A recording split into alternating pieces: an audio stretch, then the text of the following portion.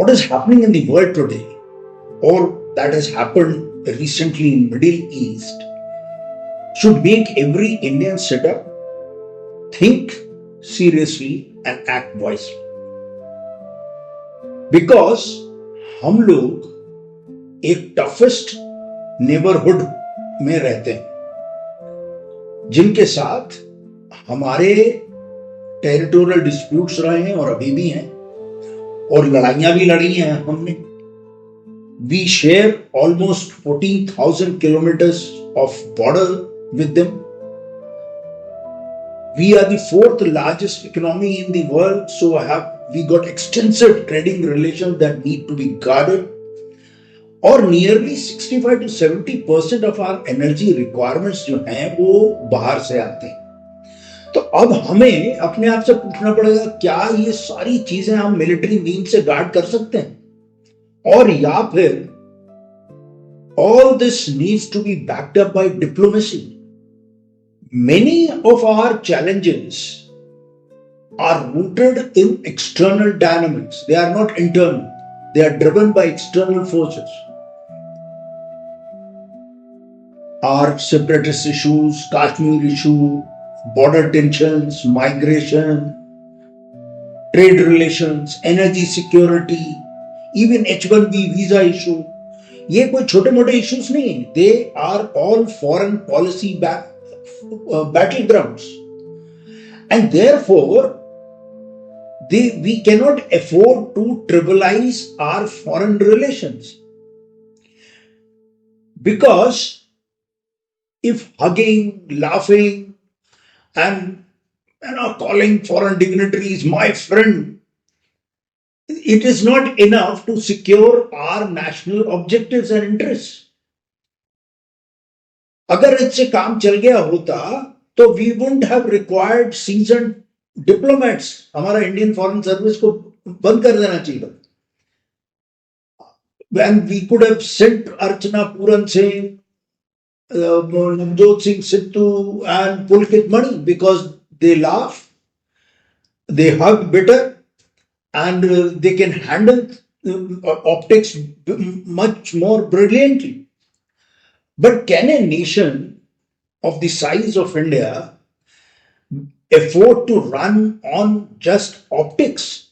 या दिखावा जैसे हम कहते हैं. Let's ask a simple question to us. Last time हमने कब seriously we sat down honestly and evaluated our achievements? Not कि क्या हमने claim किया, not कि हम क्या अपने आप को project कर रहे हैं. What we actually achieved. Now हम देखेंगे, अगर हम honest हों brutally, तो we will find that कि हमने अपने आप को congratulate तो खूब किया, chest thumping बहुत की, लेकिन कोई concrete achievement नहीं है हमारा. और वो पता कैसे लगेगा? We did lots of hugging, laughing, and we did everything, but concrete achievement कुछ नहीं. Quad, no one discusses about it now.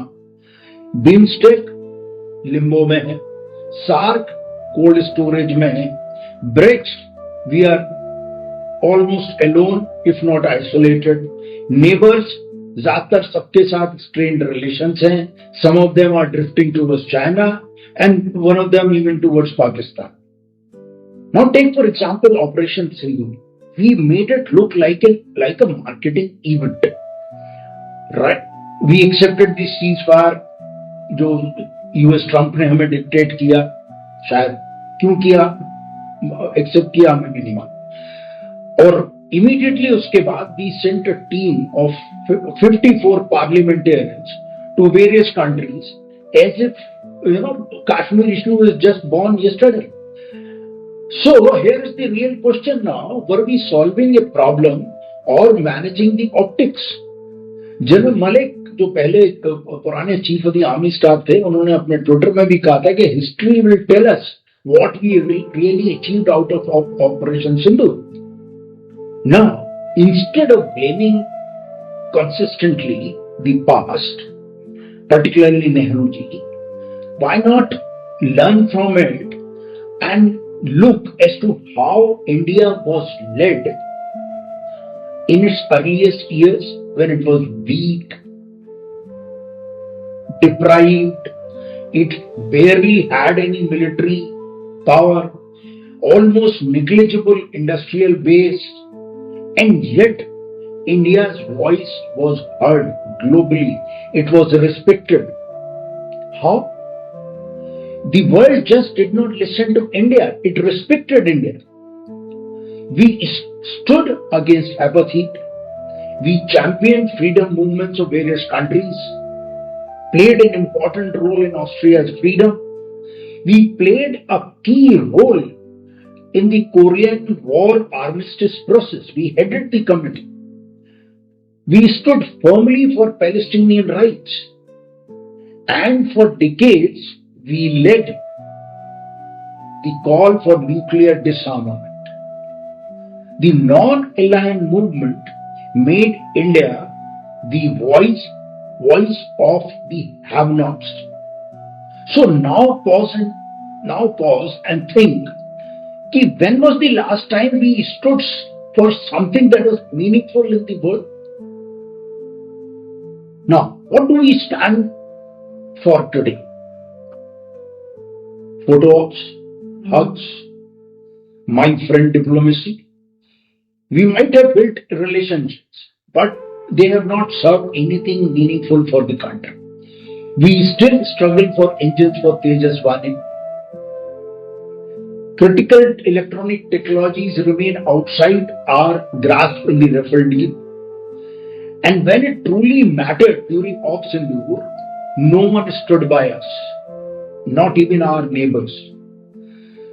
We have strained relations with almost all our neighbors, as I said, including Maldives, with which we have had traditional good cordial relations.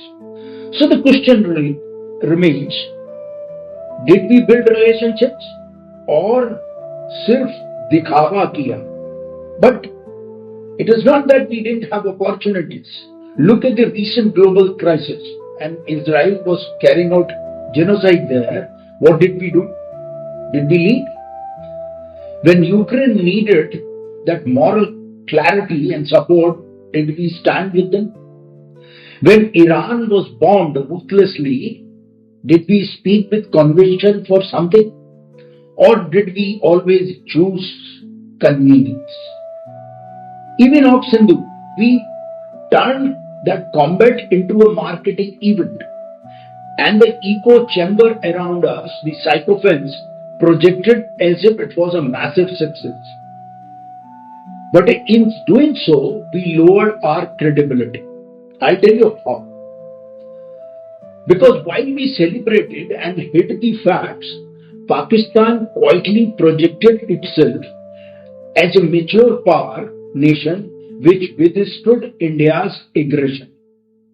And the world already knew the reality. And then came the real test. A terror attack in Delhi after a few months of Operation Sindoor left 10-15 people killed. Now, had this not stopped on time by the intelligence agencies, the situation could have been worse. So we need to ask ourselves, did we deter anything by Operation Sindoor? We need to ask ourselves that just demolishing one mosque or few mosques and creating a crater here and there on an airfield, will it deter Pakistan from carrying out a proxy war, which it has been carrying out for decades now? As a result, what has happened? Pakistan is cozying up with the United States. It is engaging with Iran. It is backed by China and it is connected to Russia. And we are dismissing Pakistan as a dalal, as a broker, like the proverbial "Khisya billi khamba noche," and we call it as strategic autonomy. But standing alone is not strategic autonomy. It is maybe an isolation by design. Choosing the wrong friends, backing the wrong causes, and missing the right opportunities is the story. But let me be clear on this. All is not lost. Nations don't fail. They may make mistakes. They fail only when they refuse to learn lessons. All we need to do is turn a few pages of our own history and rediscover what has always been our strength, our true USP, a civilizational commitment to values, not casually, but with conviction, freedom, liberty, equality, peaceful coexistence, to stand with the weak and deprived, be their voice, and hold the line for what is right. This is what we need to do. In the next episode, we'll discuss about specifically the lessons that we need to learn from this war that has just happened.